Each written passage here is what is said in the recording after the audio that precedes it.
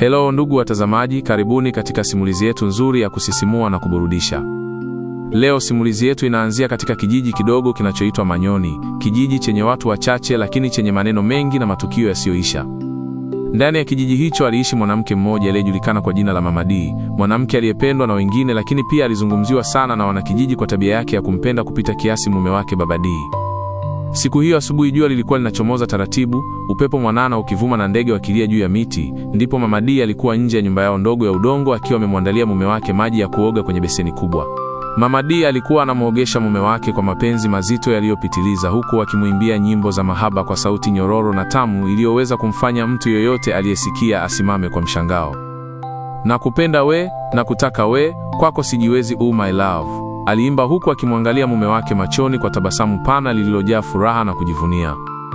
Hakujali macho ya watu waliokuwa wanapita njiani, wakigeuka kuwatazama kwa mshangao na wengine kucheka kwa chini chini. Kwa Mama D hilo halikuwa jambo la aibu, bali aliona ni fahari kuonyesha ulimwengu jinsi anavyompenda mume wake.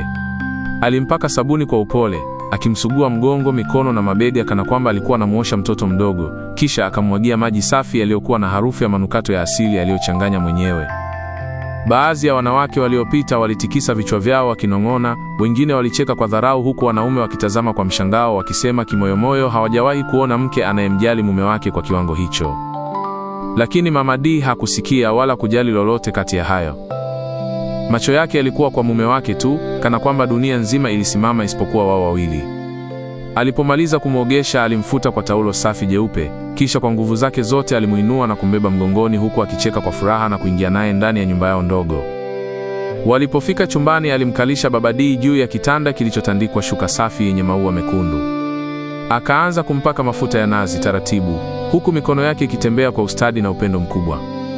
Harufu ya mafuta ilijaa chumbani, ikichanganyika na ile ya manukato aliyokuwa amechemsha kwenye maji ya kuoga. Baada ya hapo, alimvalisha nguo zake za kazini kwa umakini mkubwa, kana kwamba alikuwa anamwandaa mfalme.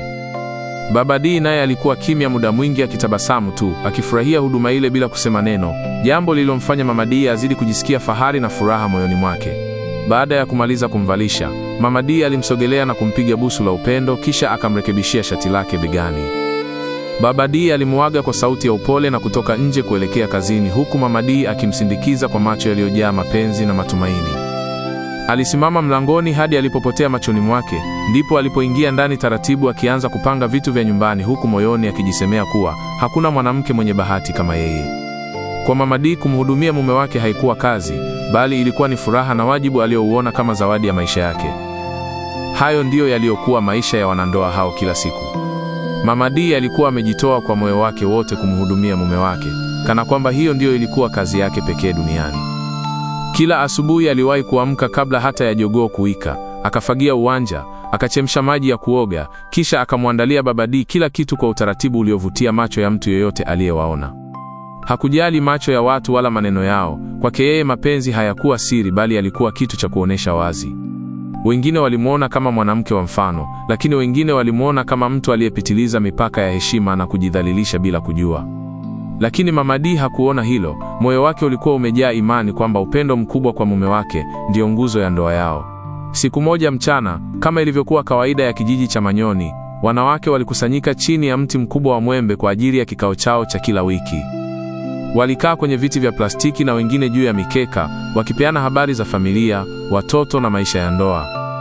Mazungumzo yalipoanza, wanawake wengi walionekana kuwa na huzuni, wakilalamika kuwa waume zao walikuwa wanachepuka na wanawake wengine wa kijijini au hata vijiji jirani.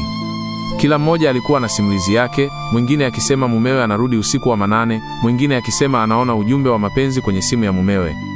Hali ya kikao ikawa ya huzuni na malalamiko mengi. Mama D alipokuwa amekaa pembeni akisikiliza, alitikisa kichwa kwa tabasamu la dharau, kisha akacheka kidogo na kusema kwa sauti iliyosikika kwa wote, "Nyie hamjui mahaba jamani. Mwanaume ukimpa mahaba ya kitanga hawezi kuchepuka hata siku moja." Maneno yake yaliwafanya baadhi ya wanawake wageuke kumtazama kwa mshangao, wengine wakisonya kana kwamba hawakukubaliana naye. Mama Frola, ambaye alikuwa mwanamke mwenye uzoefu mkubwa wa maisha ya ndoa, alikosoa haraka, "Sio kweli Mama D, mwanaume hata umpe nini hawezi kutulia na mwanamke mmoja. Hayo unayosema ni ndoto tu." Wanawake wengine waliitikia kumuunga mkono Mama Frola wakisema, "Umesema kweli Mama Frola, wanaume hawaliziki, leo uko wewe kesho mwingine." Lakini Mama D hakutetereka. Alicheka tena, safari hii kwa sauti kubwa zaidi, akionyesha wazi kuwa hakuwa tayari kukubali mawazo yao. Mimi mume wangu tuna miaka 15 kwenye ndoa na hajawahi kuchepuka hata siku moja, alisema kwa kujiamini sana. Nampa kila kitu anachohitaji, namjali, nampenda na namheshimu. Hawezi kuniacha kamwe. Mama Frola hakuridhika na majibu hayo, akavuta pumzi ndefu kisha akasema kwa utulivu, usiseme hivyo Mama D, ndoa haina mwenyewe. Leo uko juu, kesho chini. Mama Asha alikuwa anamnyenyekea sana mume wake kuliko hata wewe, lakini leo ameachwa na anaishi kwa huzuni. Maneno hayo yalikuwa kama cheche ya moto moyoni mwa Mama D. Uso wake ulibadilika ghafla, tabasamu likapotea na macho yake yakaanza kuonyesha hasira. Alijisikia kana kwamba heshima yake imeshushwa mbele ya wanawake wenzake. Alisimama kwa ghafla akijifuta vumbi kwenye kanga yake, kisha akasema kwa sauti ya juu iliyojawa na msisitizo, kama nyie mnasema Mama Asha ameachwa ni yeye, mimi siyo yeye. Mimi nina uhakika mume wangu hawezi kuchepuka wala kuniacha kamwe. Ninamjua vizuri kuliko mtu yoyote. Baada ya kusema hayo hakusubiri majibu, aligeuka na kuanza kuondoka kwa hatua za haraka, huku wanawake wenzake wakibaki wakitazamana. Wengine walitikisa vichwa wakisema moyoni kuwa majivuno hayajawahi kuwa na mwisho mzuri, lakini Mama D hakuwa tayari kusikiliza mtu yoyote. Aliondoka pale akiwa na hasira, lakini pia akiwa na imani isiyoyumba kwamba ndoa yake ilikuwa imara kuliko zote kijijini Manyoni. Alipofika nyumbani kwake ilikuwa tayari jioni. Jua lilikuwa linaanza kuzama taratibu nyuma ya milima ya kijiji cha Manyoni, huku anga likibadilika rangi kuwa ya machungwa na zambarau. Mama D aliingia ndani haraka haraka na bila kupumzika alianza maandalizi ya kumpikia mume wake chakula. Kila alichofanya alifanya kwa kasi lakini kwa umakini mkubwa, akiosha mboga, akikatakata vitunguu na nyanya, huku akipuliza moto wa kuni jikoni. Moshi mwembamba ulipaa juu ya paa la nyumba yao ya udongo. Harufu ya chakula ilianza kuenea hewani na majirani waliopita karibu waliweza kunusa harufu nzuri ya wali na mchuzi uliokuwa ukichemka. Kwa Mama D, kupika haikuwa tu kazi ya kila siku, bali ilikuwa njia yake ya kuonyesha mapenzi na heshima kwa mume wake. Baada ya muda mfupi chakula kilikuwa tayari. Aliandaa sahani nzuri, akaipangusa kwa kitambaa safi, kisha akaweka chakula kwa mpangilio uliovutia macho. Aliichukua sahani ile kwa mikono miwili kwa uangalifu mkubwa na kuelekea sebuleni alipokuwa Baba D ameketi kwenye kochi akitazama nje kupitia dirisha. Mama D alipofika alimkaribia taratibu, kisha akapiga magoti mbele yake kwa unyenyekevu, akimkabidhi chakula kwa tabasamu la upendo. Baba D alianza kula huku Mama D akiwa bado amepiga magoti pembeni yake, macho yake yakimwangalia kwa upole kana kwamba alikuwa anasubiri ishara ya kuridhika kutoka kwake. Hakusimama hadi pale Baba D alipomaliza kula na kusogeza sahani pembeni, ndipo yeye aliposimama taratibu na kuchukua vyombo. Baada ya hapo alimshika mume wake mkono na kwa utani wa upendo alimwambia waende chumbani kupumzika. Alimuinua kwa furaha na kumbeba mgongoni kama alivyokuwa amezoea kufanya, wakicheka kidogo njiani kuelekea chumbani. Walipofika alimtandikia vizuri kitanda na wote wakalala wakitazamana uso kwa uso. Chumba kilikuwa kimya, upepo mwanana ukiingia kupitia dirishani na kufanya pazia kucheza taratibu. Mama D akiwa amejilaza karibu na mume wake, alianza kumhadithia yale yaliyotokea kwenye kikao cha wanawake mchana ule. Alisimulia kwa sauti ya utulivu, lakini ndani yake kulikuwa na msisitizo wa kuonyesha jinsi alivyokuwa na uhakika na ndoa yake. Eti wanasema mwanaume hata umpe nini hawezi kuridhika na mwanamke mmoja, alisema huku akichezea vidole vya mume wake. Baba D alitabasamu kidogo, akamvuta karibu zaidi na kumkumbatia kwa nguvu ya upole. Sio kweli mke wangu, alisema kwa sauti ya kujiamini. Mimi mbona miaka yote ya ndoa nimetulia na wewe tu, sijawahi hata kuchepuka. Maneno hayo yaliingia moja kwa moja moyoni mwa Mama D na kumfanya ahisi furaha kubwa isiyoelezeka. Alimwangalia machoni kwa upendo na kusema, mimi nakuamini na ninajua huwezi kuchepuka hata iweje. Wewe ni wangu siku zote. Baba D alicheka kidogo kisha akajibu kwa utani wa mahaba, nichepuke niende wapi? Wewe ndio kiboko yangu. Wote wawili walicheka kwa sauti ya chini, wakazidi kukumbatiana hadi usingizi ulipowachukua taratibu. Usiku ule ulipita kwa amani, kimya cha kijiji kikivunjwa mara chache na milio ya mbwa au upepo uliovuma kwenye miti. Mama D alilala akiwa na utulivu mkubwa moyoni, akiamini ndoa yake ilikuwa imara kama mwamba. Kesho yake asubuhi, kama ilivyokuwa desturi yake, Mama D aliamka mapema kabla hata mwanga haujaenea vizuri. Alitoka nje na kuwasha moto jikoni, akaweka maji kwenye sufuria kubwa ili yachemke. Ndani ya maji yale aliweka hiliki na mdalasini, ili atoe harufu nzuri ya kuvutia. Harufu ile ilipoanza kusambaa hewani ilijaza mazingira ya nyumba yao utamu wa manukato ya asili. Baada ya maji kuchemka, aliyeyusha moto kidogo, kisha akaenda kumwamsha mume wake kwa sauti ya upole. Kama kawaida yake, alianza tena zoezi la kumwogesha kwa uangalifu na mapenzi yale yale yasiyopungua. Alipomaliza kumwogesha kama ilivyokuwa kawaida yake, Mama D alimfuta kwa taulo safi, kisha kwa upendo ule ule alimuinua na kumbeba mgongoni hadi chumbani. Alimkalisha juu ya kitanda huku akitabasamu kwa furaha, kana kwamba hilo lilikuwa jambo la kawaida kabisa kwake. Akaanza kumpaka mafuta taratibu, mikono yake ikitembea kwa utulivu mabegani na mgongoni mwa mume wake, huku harufu ya mafuta ikijaa chumbani. Baada ya hapo, alimvalisha nguo zake za kazini kwa umakini mkubwa, akihakikisha kila kitu kiko sawa. Alipomaliza, walitazamana kwa sekunde chache, kisha wakaagana kwa mabusu ya haraka ya asubuhi. Baba D akachukua begi lake na kutoka nje kuelekea kazini, huku Mama D akimsindikiza hadi mlangoni kwa macho yaliyojaa mapenzi na matumaini ya siku njema. Baada ya mume wake kuondoka, Mama D alianza shughuli zake za nyumbani kama kawaida. Alifagia uwanja, akaosha vyombo na kupanga vitu ndani ya nyumba. Jua lilipopanda juu na mchana kufika, alijiandaa kwenda sokoni kununua mahitaji ya chakula cha jioni. Alivaa kanga yake safi, akachukua kikapu cha mwanzi na kufunga mlango wa nyumba, kisha akaanza kutembea kuelekea sokoni. Njiani alikutana na majirani kadhaa waliomsalimia kwa heshima, wengine wakimtazama kwa tabasamu la kawaida, huku wengine wakinong'ona kwa sauti za chini kama ilivyo desturi ya kijiji. Sokoni kulikuwa na pilikapilika nyingi, wauzaji wakipaza sauti zao, wakitangaza bidhaa zao, harufu ya matunda na mboga ikichanganyika hewani. Mama D alipita kwenye meza kadhaa, akiangalia bei na ubora wa bidhaa mpaka alipofika kwenye meza ya nyanya. Hapo ndipo macho yake yalipokutana na rafiki yake wa karibu, Mama Boko. Tofauti na siku nyingine, Mama Boko hakuwa na tabasamu usoni, macho yake yalionekana mekundu kana kwamba alikuwa amelala kwa kilio. Mama D alishtuka kidogo na kusogea karibu naye. "Vipi shoga yangu Mama Boko, mbona unaonekana una huzuni sana, shida nini?" aliuliza kwa sauti ya udadisi, lakini bado akiwa na tabasamu la kawaida. Mama Boko alipomuona rafiki yake alishindwa kujizuia, machozi yalianza kumtoka mara moja. "Bora umekuja rafiki yangu," alisema huku akijifuta macho kwa kanga. "Nilipanga nikitoka hapa nipite kwako unishauri. Mume wangu ameoa mke wa pili, naumia sana Mama D." Maneno hayo yalikuwa mazito na yalitoka kwa uchungu mkubwa uliodhihirika wazi usoni mwake. Lakini badala ya Mama D kumpa pole au kumfariji, alicheka kwa sauti ndogo ya dharau iliyomfanya Mama Boko amtazame kwa mshangao. "Ha, lakini nilikwambia rafiki yangu, mwanaume unatakiwa umpe mahaba ya kitanga, wewe ukakataa," alisema kwa kujiamini.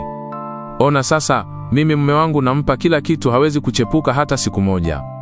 Maneno hayo yalikuwa kama chumvi kwenye kidonda kwa Mama Boko, ambaye tayari alikuwa ameumia moyoni. Alishusha pumzi ndefu na kusema kwa huzuni, "Mapenzi hayana mwenyewe Mama D, unaweza kumpa kila kitu lakini bado akaamua kukuacha." Mama D hakukubali kusikia hilo. Alitikisa kichwa akionyesha kutokubaliana kabisa. "Hapana," alisisitiza, "mwanaume ukimpa kila kitu hawezi kukuacha. Wengine wanashindwa tu kujua namna ya kuwajali waume zao." Kauli hiyo ilimfanya Mama Boko anyamaze kwa muda, akitazama chini kana kwamba hana nguvu ya kubishana tena. Watu waliokuwa karibu walikuwa wakipita na kusimama kidogo kusikiliza mazungumzo yale, lakini Mama D hakuona aibu wala kujali. Ndani ya moyo wake alikuwa na uhakika usiotikisika kuwa maisha yake ya ndoa yalikuwa tofauti na ya wengine, na kwamba kile kilichompata rafiki yake hakiwezi kamwe kumpata yeye.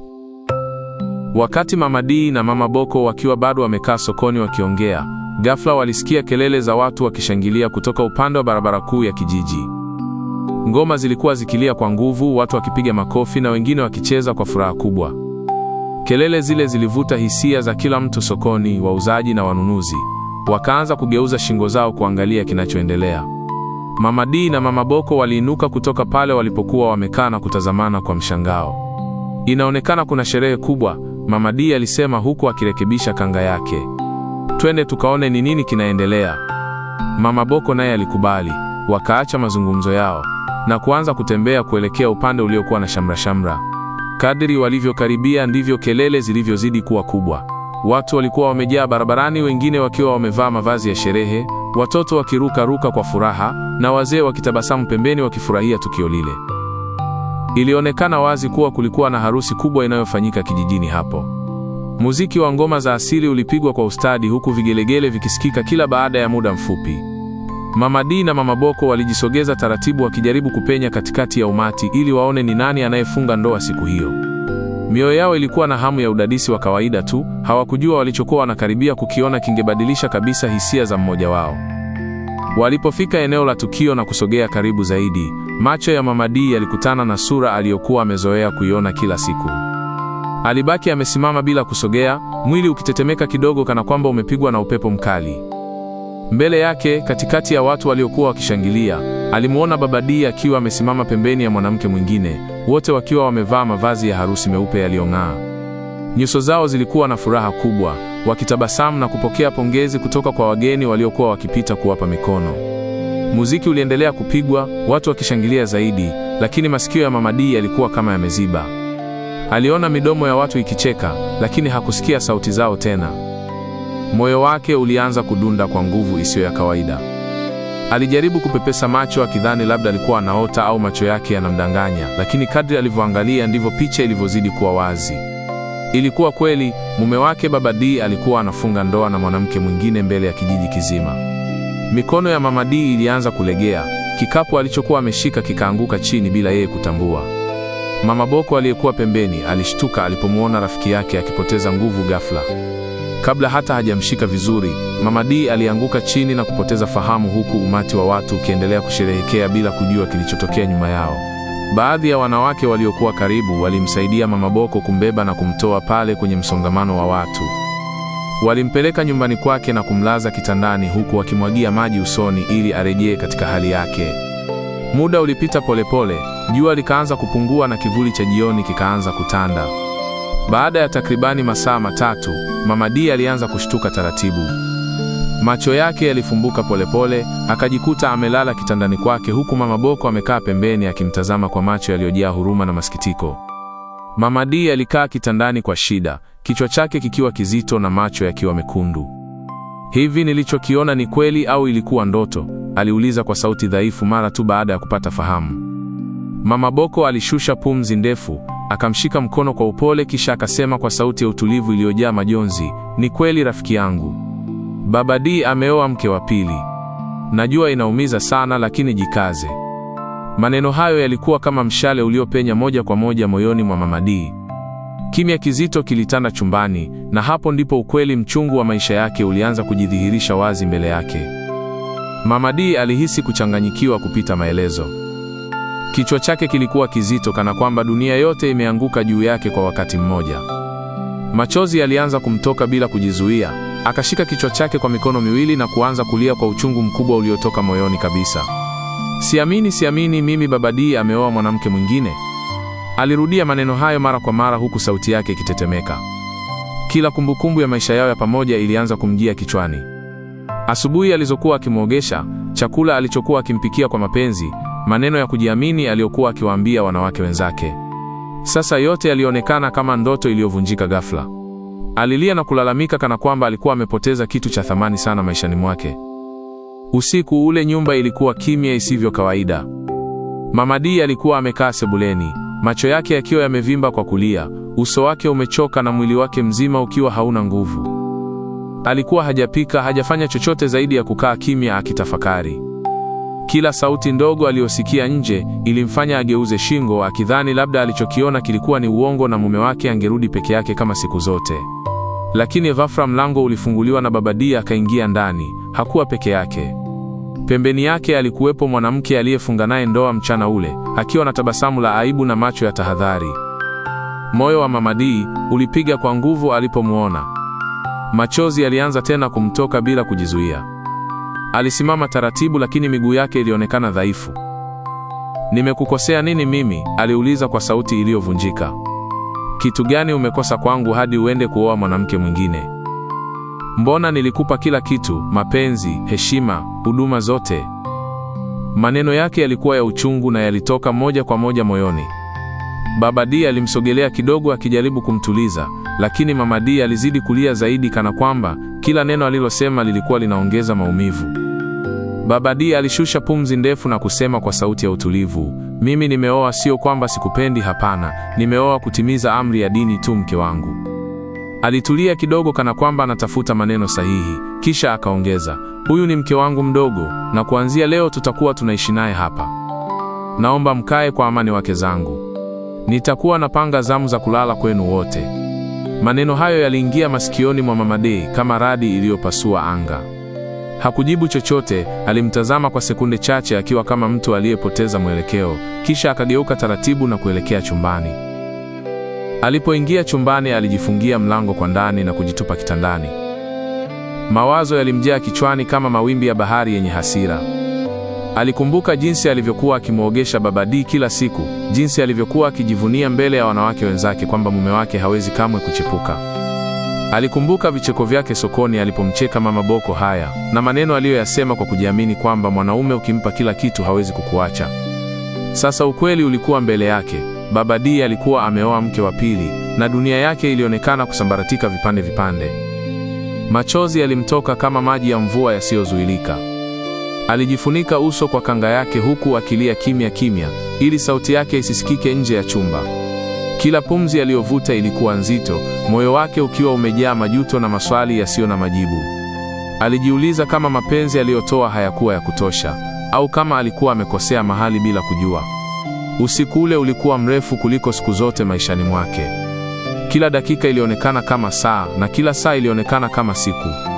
Ndani ya chumba kile kidogo, Mama D alibaki peke yake akitafakari, akilia na kujaribu kuelewa ni wapi maisha yake yaligeuka ghafla bila yeye kutarajia. Wakati huo huo, upande mwingine wa nyumba, Baba D alikuwa amelala kwa amani pamoja na mkewe mpya, jambo lililomuumiza Mama D zaidi kila alipolikumbuka. Alijigeuza kitandani mara kwa mara akijaribu kupata usingizi, lakini usingizi haukuja. Mawazo yalikuwa mengi kichwani mwake kama mawingu mazito kabla ya mvua. Hadi panakucha hakufumba jicho hata dakika moja. Siku zilizofuata hazikuwa rahisi kwake. Maisha yake yalibadilika ghafla kutoka furaha na kujiamini hadi huzuni na aibu. Kila alipotoka nje ya nyumba, iwe kwenda kisimani kuchota maji au kwenda sokoni kununua mahitaji, macho yake mara nyingi yalikutana na Baba D akiwa amekaa karibu na mke wake wa pili, wakiongea au kucheka. Picha hiyo ilikuwa kama kisu kilichochoma moyo wake kila siku. Hakukuwa tena na nafasi ya furaha aliyokuwa ameizoea. Nyumbani alihisi kama mgeni, nje alihisi kama mtu anayehukumiwa na macho ya kila mtu. Wanawake wenzake wa kijiji hawakumwacha salama. Kila alipokutana nao kisimani au sokoni, walikuwa na maneno ya kejeli. Ulisema mumeo hawezi kuwa na mwanamke mwingine, kiko wapi sasa? Walikuwa wakisema huku wakicheka kwa sauti za chini. Wengine walikuwa wakimwangalia kwa jicho la huruma, lakini wengi wao walionyesha dharau waziwazi. Maneno hayo yalimuingia moyoni kama mishale. Alitamani ardhi ifunguke immeze ili asisikie tena sauti hizo. Heshima aliyokuwa akijivunia ilionekana kupotea taratibu mbele ya macho yake. Kadri siku zilivyopita, hata tabia ya Baba D ilianza kubadilika. Yule mwanaume aliyekuwa mpole na mwenye maneno ya utani sasa alianza kuwa mkali mara kwa mara.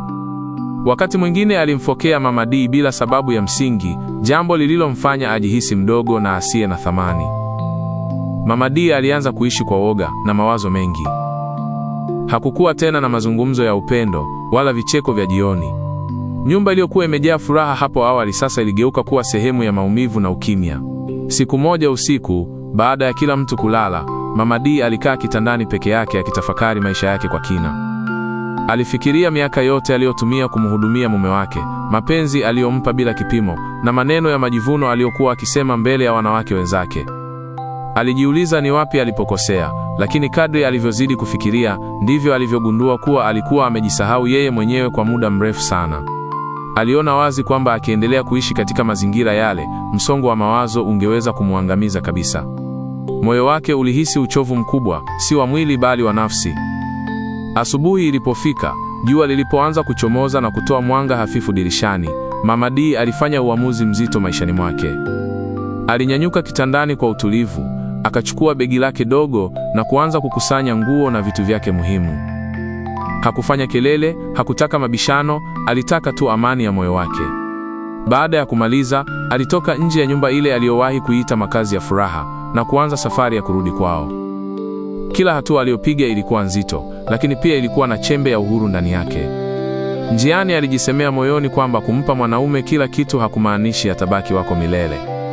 Alianza kuelewa kuwa Mapenzi yanapaswa kwenda sambamba na kujithamini na kujijenga binafsi. Wanakijiji wa Manyoni nao walibaki na funzo kubwa kutokana na tukio lile. Funzo kwamba maisha ya ndoa hayapaswi kujengwa juu ya majivuno au kujisahau, bali juu ya usawa, heshima na kujitambua.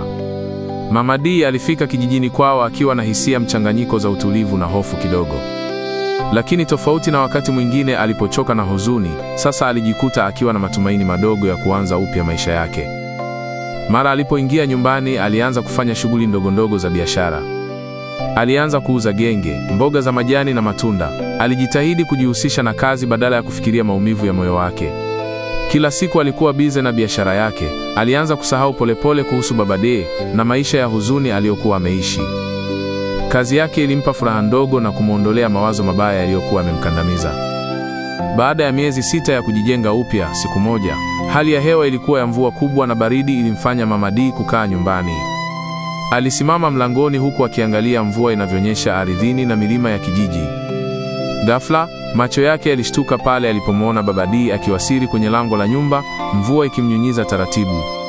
Baba D alikaribia polepole, macho yake yakiwa na huzuni na majuto yaliyowaka ndani yake.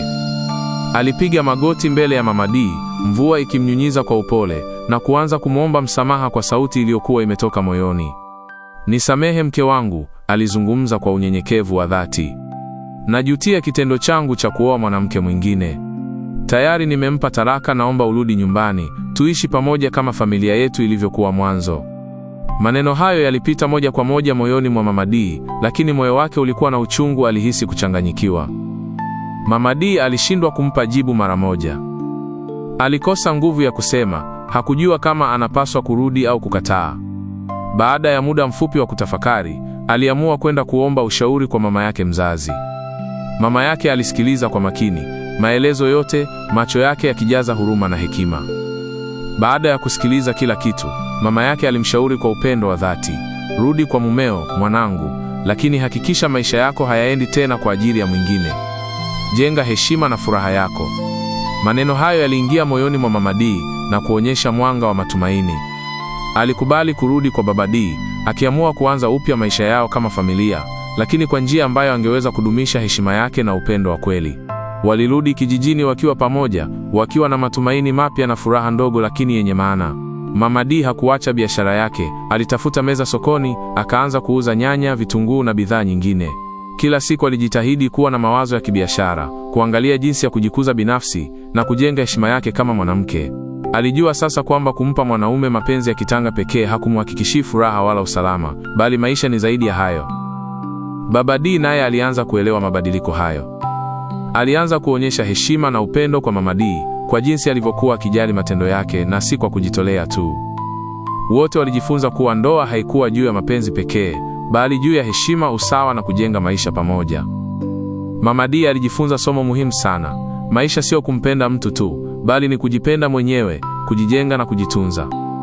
Aliendelea kufanya biashara yake, kujihusisha na kijiji na kuishi maisha yenye furaha ya kweli, akiwa na hekima na uzoefu wa maisha aliyopata kupitia maumivu yake. Kila siku ilimfundisha kwamba kuwa na heshima ya nafsi na kujijali ni msingi wa furaha ya kweli, na kwamba upendo wa dhati huanza na kujipenda kwanza kabla ya kumpenda mwingine. Na hivyo basi, Mama D na Baba D waliishi maisha ya kawaida lakini yenye furaha, wakiwa na upendo wa kweli, heshima na amani ndani ya nyumba yao. Kila mmoja alijua nafasi yake, na kila siku ilikuwa ni fursa ya kujijenga na kuendelea na maisha yenye thamani. Na wanakijiji wa Manyoni walitazama tukio hili kama mfano wa funzo, kuwa katika maisha heshima na kujithamini ni muhimu zaidi ya maneno, majivuno au mapenzi yasiyo na msingi. Ndugu watazamaji, huo ndio ulikuwa mwisho wa simulizi yetu. Tumeona jinsi mapenzi yasivyo na budi kwenda sambamba na kujithamini na kujijenga binafsi. Maisha sio kumpendeza mtu tu, bali ni kujipenda, kujiheshimu na kuhakikisha unakuwa na thamani yako mwenyewe. Kama umejifunza kitu kupitia simulizi hii, usisahau kulike, kucomment na kushare ili wengine pia wapate funzo hili. Pia subscribe kwenye ukurasa huu ili usikose simulizi nyingine nzuri na zenye mafunzo kama hii. Asanteni sana kwa kutazama, tuonane tena kwenye simulizi ijayo.